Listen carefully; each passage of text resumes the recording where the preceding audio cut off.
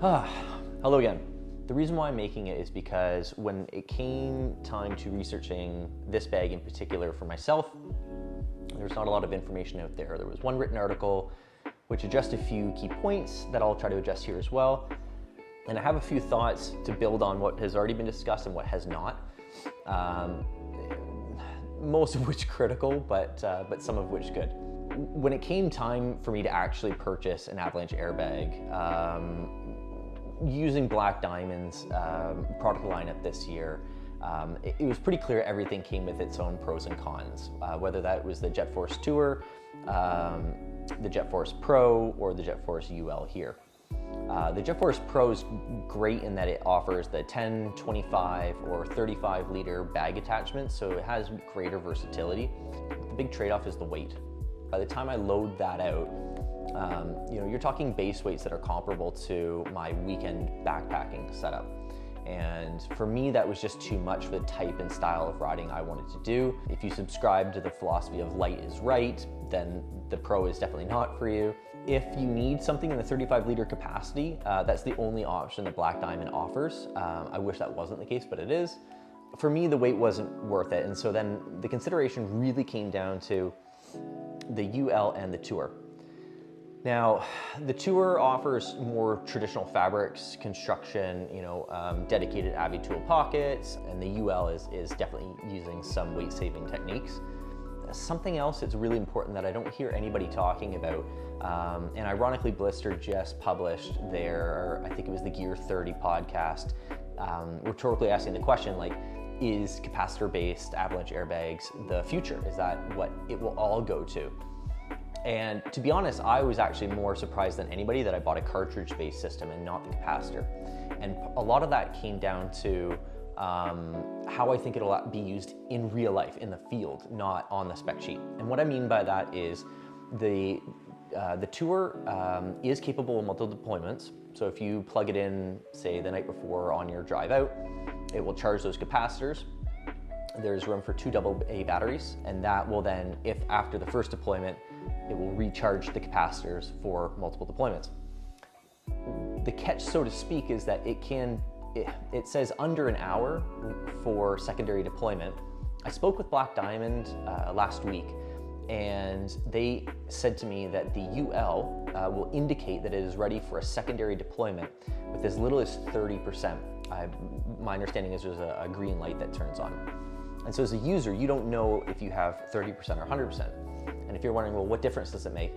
According to them, it will still have enough energy to deploy and run the fan to inflate the bag, but it won't be able to run the fan as long to sustain the bag inflation.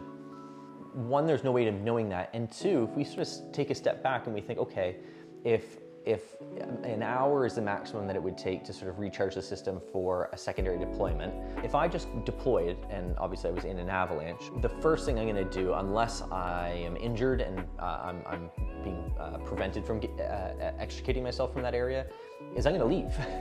I'm not gonna sit there on that slope that has just demonstrated that it's unstable and wait an hour for it to recharge. And there's no way to speed up that process. With a UL, if I deploy, I already understand that, again, it's unstable, so I'm just gonna ski out with the bag inflated until I get to, say, an area of trees that are so thick that I need to deploy it to get through. And if that's the case, I'm probably in terrain where it's not likely going to slide again. At which point I can deflate it, and it's just a regular backpack at that point.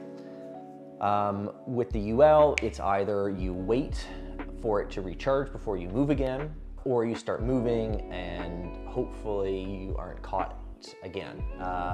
You can still do the same thing. You can still leave it inflated until it's recharged, then pack it away and ready for another deployment. So I don't know if the capacitor-based systems in application are really offering that big of an advantage over a single deployment system. At this point, crazy enough, I started comparing it to non-avalanche airbags because I know there are some out there who have presented the idea that having an avalanche airbag may contribute to people entering avalanche terrain and hoping that this is going to save them. And so they may push their envelope further than a standard bag. While I think it's a fair theory, I think anybody who has looked into avalanches, even a beginner, pretty well the first thing you learn is how unpredictable they are. And so I'm not so arrogant myself as to believe that, you know, having a non-avalanche airbag is going to make me make better decisions in the backcountry. If you do, all the power to you, I commend you for it. You know, I like having the security. And so at that point, at 1,890 grams, I start comparing it to my, you know, frameless weekend bag. This is about 900 grams. In effort for me to sort of justify the added weight, what I ended up doing is I sold my avalanche shovel and I've ordered one of the new ultralight black diamond ones, which is 400 grams lighter. So in my mind, I'm really only up weight 400 grams, and yet I have the safety and security of a avalanche airbag. So onto this one specifically, they're quite long. And that's not a point that I've heard a lot of people talking about, but it would definitely factor into my decision making, as it did. I originally ordered the medium large and ended up returning it in exchange for the small medium. If you measure the length of this back panel, this is about, I believe it's 48 centimeters. Now, this is a small medium, so it is 24 liters internal volume. This is my 45 liter overnight backpacking pack. And this is 50 centimeters, I believe, for that exact same measurement along that back panel. So 45 liters, 24 liters, and yet this is only 2 centimeters longer. In fact, if you measure the medium large, it is about exactly the same size as my 45 liter weekend bag, which means it's really quite long. And so what that might mean for you is that it may be sort of sitting too low on your back, and as you're skinning it might, you know, be bothersome. If you're like my size, or even if you're not, even if you're like 6'2", and you just don't want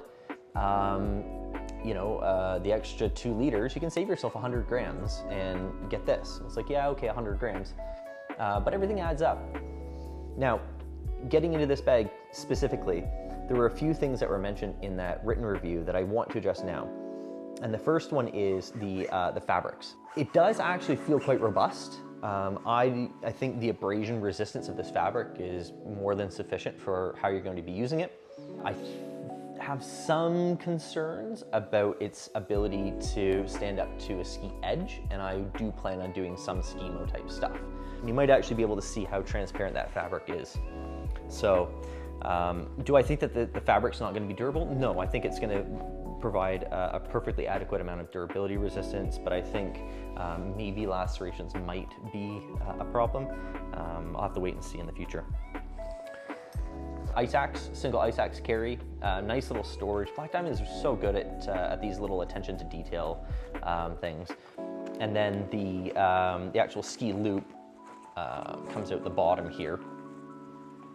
It just uses an adjustable buckle, so it's, I think, more like a set and forget kind of system. So you set it up to your correct size. The top carry, though, it's in its own little zippered compartment, and I'll kind of circle back to that later. But it has a buckle up here, and in that review, the commenter had mentioned that it doesn't really give you a strong feeling of security. And the reason being is that when you pull on it, you can see that it's sort of elastic. And the reason being is it's going in the bag underneath the avalanche airbag and then securing up here by the shoulder strap. And so as you pull it, what it's doing is it's compressing that avalanche airbag on the inside. And they kind of commented on it not feeling very secure. And truthfully, I understand why they're saying that. I am kind of surprised that they went with a full zipper up here for 2 reasons. One, it creates a lot of zippers. There's 1, 2, 3 all in a row. And 2, there's nothing wrong with having a little flap like this. I think they could have done it up here. They could have saved the weight of the zipper. There's no other real functionality you can get out of having that big storage. I think that was an odd decision. Opening up the bag, we start with the white one. So it's color contrast. And you'll see here that it's kind of like a 3/4 zip. And I have absolutely no problem with this. Zippers are notoriously heavy if you're comparing sleeping bags versus quilts. That's a main reason why quilts is often so much lighter, because it doesn't have the hardware of a zipper. But you'll see on the inside, they've put this personal items storage bag. So opening that up, I just have my GPS in here. There's a little key loop that it attaches to. It's not a big volume, but what it does do is it's kind of a weird way to use the bag, because if you set it down, you're probably staring at the face of it. You open it up. I much rather would have seen that storage compartment be up here on the inside of the exterior pocket than I would on the flap, because I think if you load this out, I think it would get really heavy and start to pull this bag in kind of weird and odd ways. I'm gonna close it up here just for a second and finish the tour on the outside. The next pocket is this one here. I'm gonna call it a goggle storage pocket. It's not fleece lined. Initially, my thoughts was kind of disappointment. Fleece would be heavier, sure. It's like, oh, goggles. That said, these are my goggles. They include the little stuff bag. I don't think that there's any reason why, I can't bring this little bag with me. It's large enough that you could probably even throw maybe like an extra. These are super thin gloves. Just trying to give you an idea about, how much storage capacity there is up here. These are my thicker gloves that I have. This would be a bit of a squeeze. I wouldn't want to keep them up here necessarily anyways. I think more small items. And on that point, if it is small items, this zipper comes down really far. The bottom of the compartment is maybe only about 3 centimeters below the edge of the zipper pull. So if you open this all the way up, as I have done now, and you have it really full to begin with, there's a good likelihood that your contents could fall out. And if Black Diamond has no problem doing a 3/4 length zipper to save a bit of weight, where you don't necessarily need it, I don't know why they didn't use take a page out of their own playbook and just do a 3/4 zip up here. I think that I would have much rather had a pocket that opens up like this, where there's a little bit of like a backstop to your item. There is a helmet pocket on the front here. This now, to be fair, is very lightweight. It is ripstop by the looks of things. I can see the crosshatch through it. And for sense of scale, I have a sandbox helmet here. Actually, I'll take my lenses out and I'll just sort of demonstrate how this works. So on the bottom, you have a couple of G-hooks, and I'm a really big fan of G-hooks. They're super easy to use. These ones are quite small. And that's sort of a theme with the bag as kind of a pro and a con. They've chosen, nice small hardware, keep things fairly lightweight. But with the bag being empty right now, it's not going to sit very well, but just to give you an idea. And your axe would still have enough room to run along the side of it too as well. So I don't have any issue there. But no, I like G-hooks. They're really well secured when they're properly tensioned. They're lightweight, simple. Doesn't need necessarily, a high degree of dexterity, which is actually a good segue. So going back into this main volume here, on the Avi tool pocket, they have done this really nice red color-coded buckle. That's great. However, if I'm wearing, my big thick gloves, which in the event of an avalanche, if you're trying to rescue somebody, keep your gloves on, keep your hands warm. This is gonna be really difficult to operate because it's an odd shape. Often there's kind of like an hourglass shape to buckles. This doesn't have it, it's straight down on both sides. So if you aren't sure exactly where to pinch, you can pinch all you want at the bottom and the top and it's not going to release it. You have to pinch it right here on sort of, let's call it the upper third, to get that to release. And to me, I find that to be a really odd decision that they went with this. Traditional style buckle, again, a red G-hook, both of those would have been great, simple. I would prefer the G-hook myself because I think it would be just as secure and yet easier to operate in an emergency. And something else to consider too as well, on the inside where you have your probe pocket, your center pocket, maybe for a snow saw, and another pocket over here for the handle of your snow shovel. These sleeves don't go all the way down. They're only maybe about 10 or 15 centimeters long. And so what that means is the bottom of your probe is exposed down to the bottom. So if you're sticking your shovel blade in and out, you're gonna be grinding the side of your probe up.